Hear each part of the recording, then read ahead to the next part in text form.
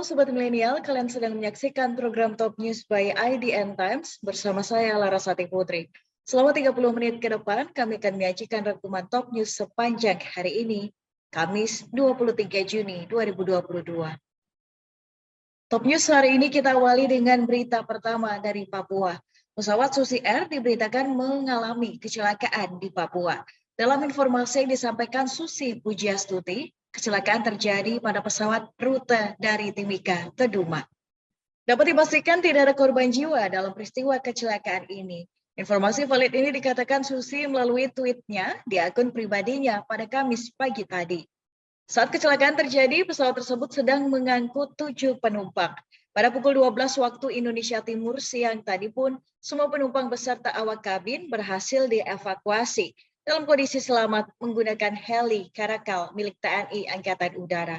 Sebanyak 7 korban ini berhasil dievakuasi dari lokasi kejadian ke Bandara Boses Kilangin dalam kondisi luka-luka. Kemudian para korban dibawa ke RSUD Mimika untuk mendapatkan penanganan medis. Hingga saat ini belum diketahui secara pasti penyebab dari lost contact pesawat Susi Air jenis Pilatus Porter PC-6 yang berangkat dari Bandara Moses Kilangin, Timika dengan tujuan ke Duma. Untuk memastikan hal ini perlu dilakukan investigasi oleh tim KNKT terkait penyebabnya jatuhnya pesawat dengan ID penerbangan PKBVM ini. Masih dari Papua, Sobat Milenial, Kapolda Papua Irjen Pol Matius Fahiri menyebutkan 2 senjata api yang dirampas dari anggota Brimob di Papua sudah di tangan KKB dari Anduga yang dipimpin Egyanus Kogoya. Berdasarkan penyelidikan terungkap, senjata organik Polri yang dirampas sudah berada di tangan KKB dan saat ini senjata itu dalam perjalanan menuju wilayah Kabupaten Anduga. Tindakan hukum pun akan dilakukan, serta segera menangkap penganiaya yang menyebabkan Bribda Diego Rumarepon yang tewas. Polda Papua pun bertekad mendapatkan kembali 2 senjata api yang dirampas sejak hari Sabtu 18 Mei lalu. Kapolda berharap tidak ada lagi yang mencampur adukan masalah ini dengan hal politis. Karena kasus ini murni tindakan kriminal sehingga kasusnya akan ditangani secara hukum hingga tuntas.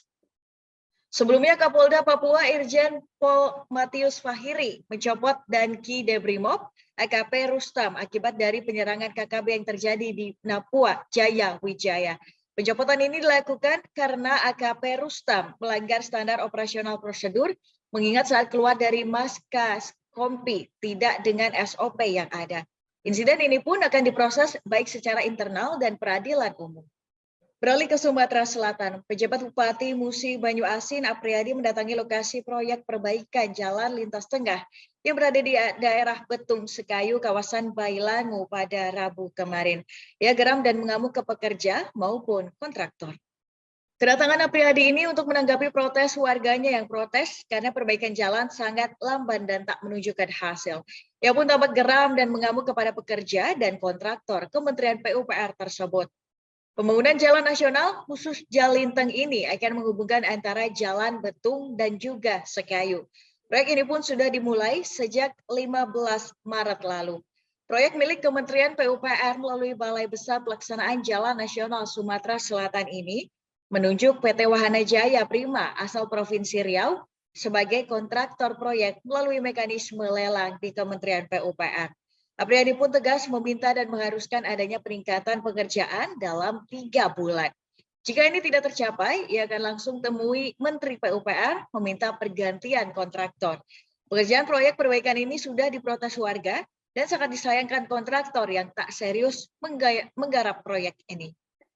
Sementara itu, kabar terbaru dari kasus mafia minyak goreng, mantan Menteri Perdagangan M. Lutfi selesai diperiksa oleh Kejagung pada Rabu malam tadi. Tepatnya pukul 9 malam. Lutfi diperiksa selama 12 jam dan diberondong dengan 15 pertanyaan. Salah satu pertanyaan yang dilayangkan terkait dugaan penerimaan suap Lutfi. Mantan Mendak ini pun diperiksa dalam rangka pembuktian terhadap 5 orang yang telah ditetapkan sebagai tersangka sebelumnya. Latar belakang dan implementasi dari berbagai peraturan yang terbit di Kemendak menjadi hal utama yang ditanyakan kepada Lutfi. Lutfi pun mengaku ia masih berstatus sebagai saksi dalam kasus fasilitas pemberian izin ekspor CPO, termasuk minyak goreng pada periode 2021 hingga 2022. Berikut kita simak pernyataan dari mantan Mendak M. Lutfi usai diperiksa di Gedung Kejagung, Jakarta pada malam tadi.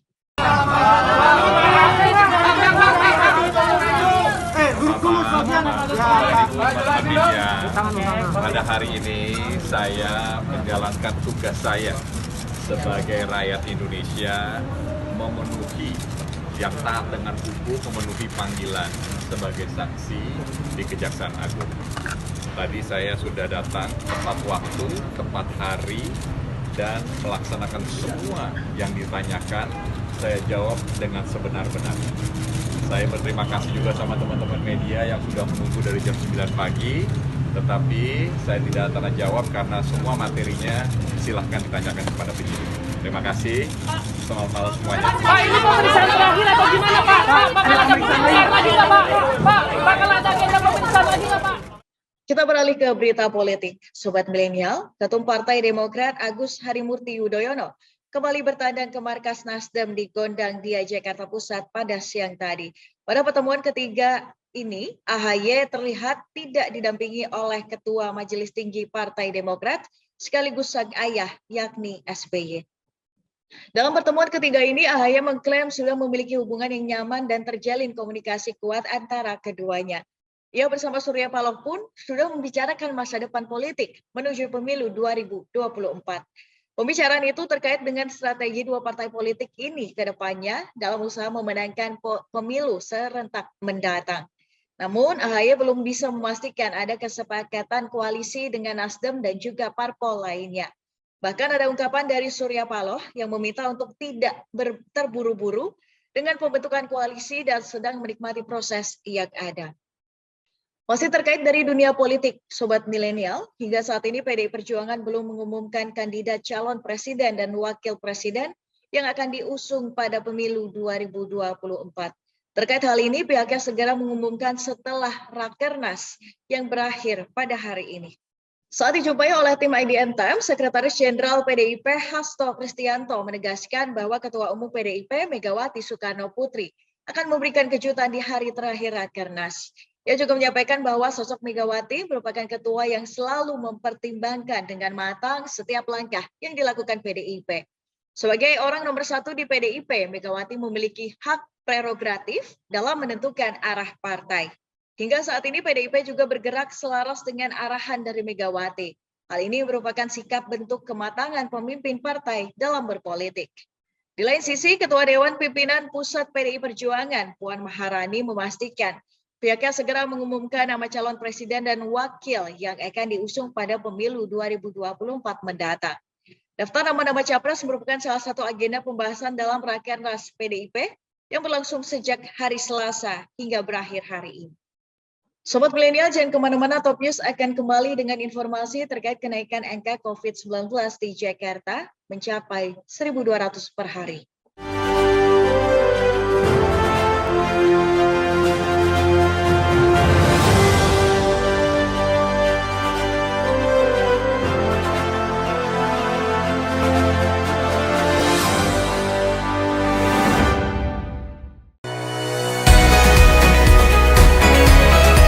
IDN Programmatic OOH is the first internet and GPS-connected out-of-home media platform.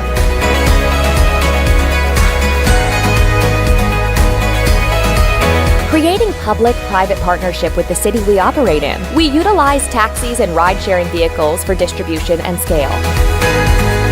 Our proprietary technology provides granular audience targeting from hyperlocal location, time, weather, to dynamic content.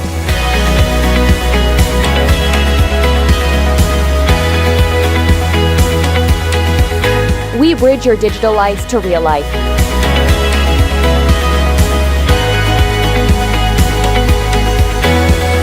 Our innovation revolves around engagement and impact with emphasis on action. IDN Programmatic OOH. Smart screens for smarter cities.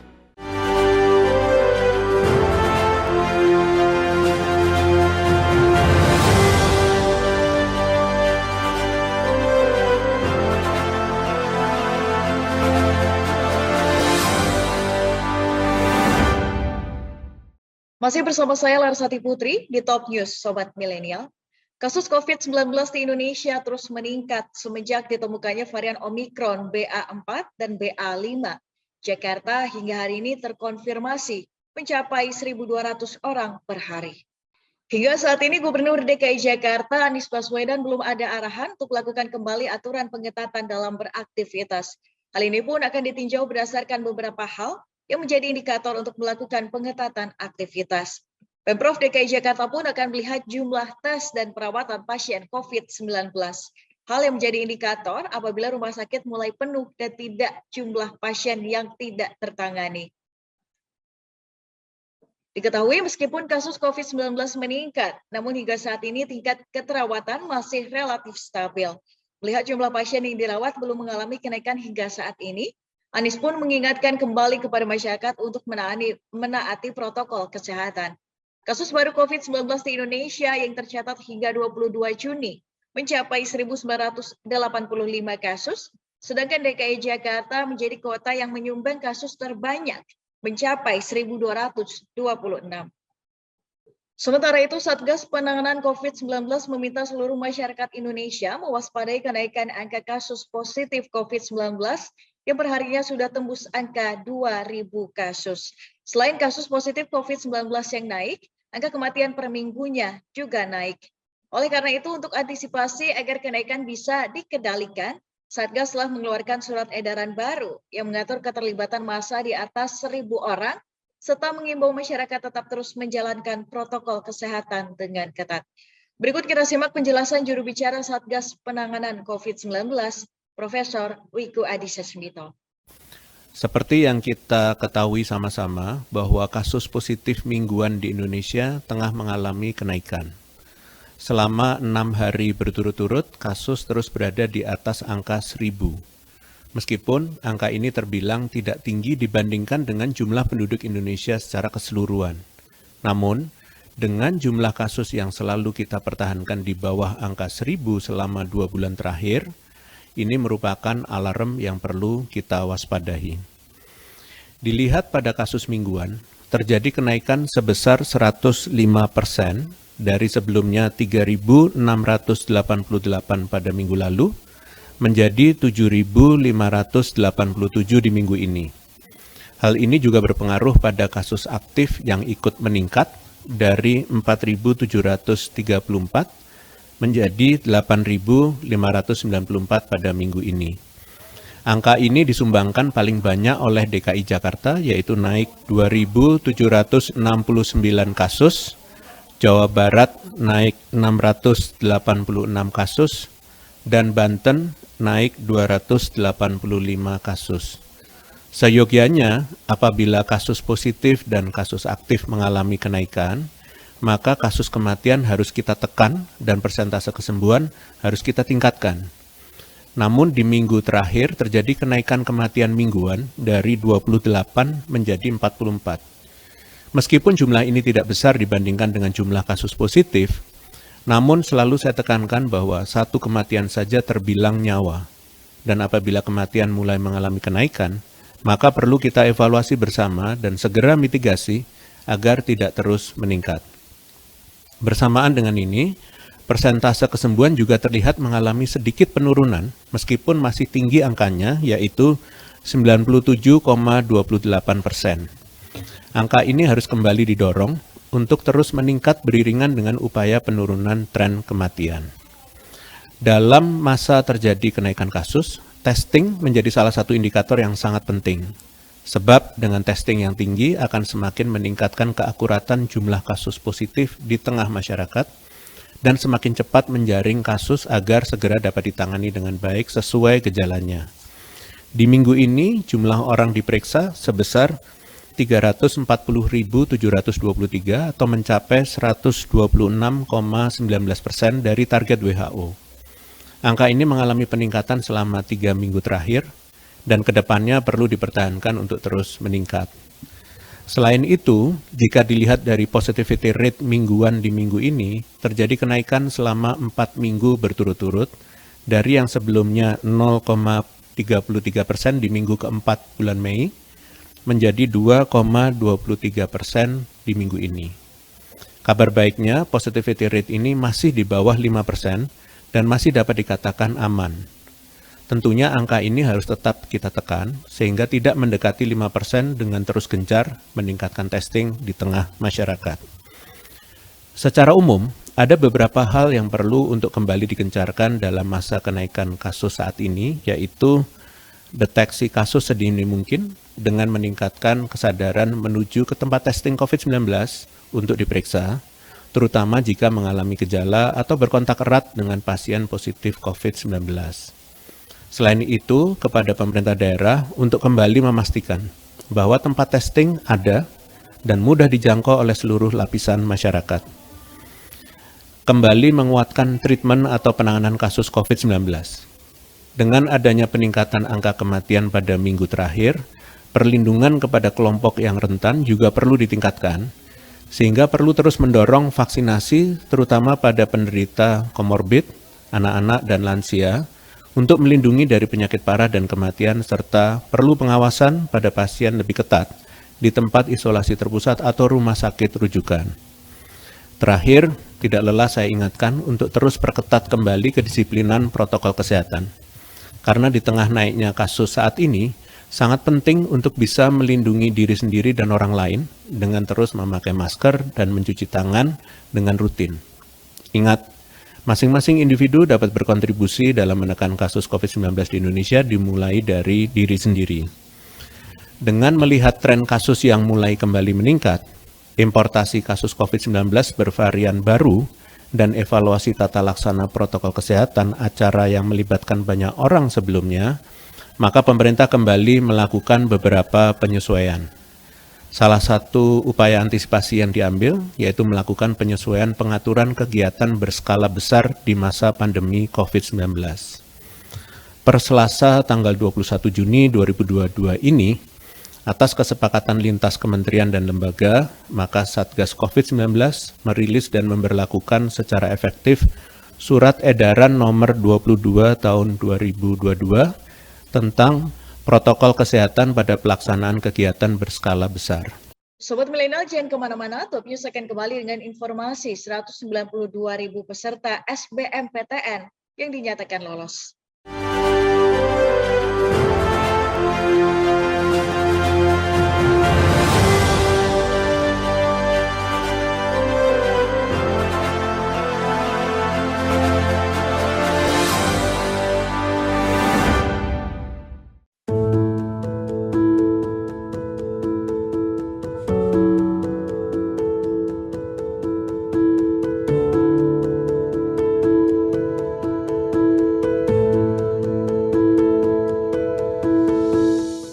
Halo teman-teman community creator semua, kalian apa kabarnya nih?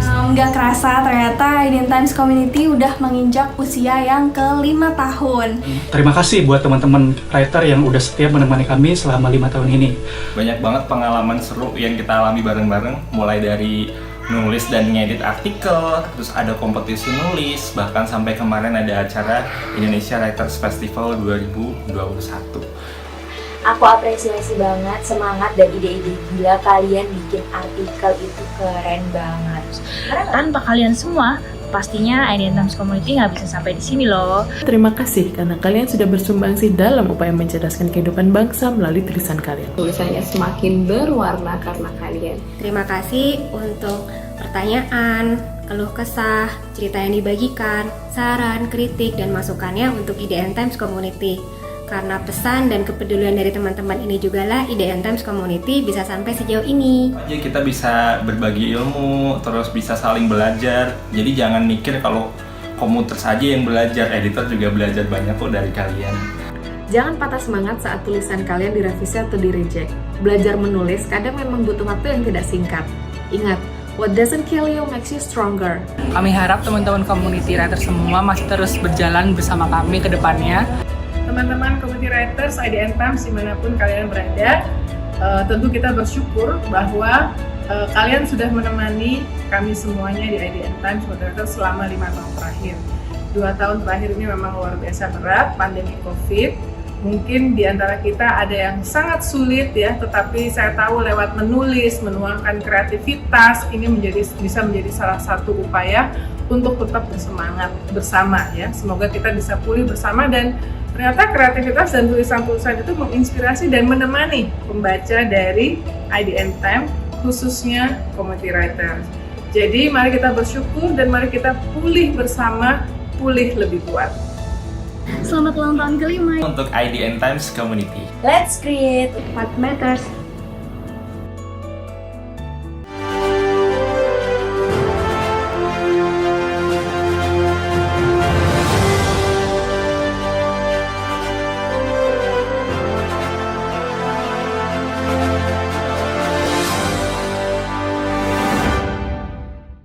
Beralih ke berita terkait pelaksanaan ibadah haji, Sobat Milenial. Hingga saat ini, Panitia Penyelenggara Ibadah Haji Kemenak RI mencatat sudah lebih separuh jemaah haji Indonesia berada di Makkah.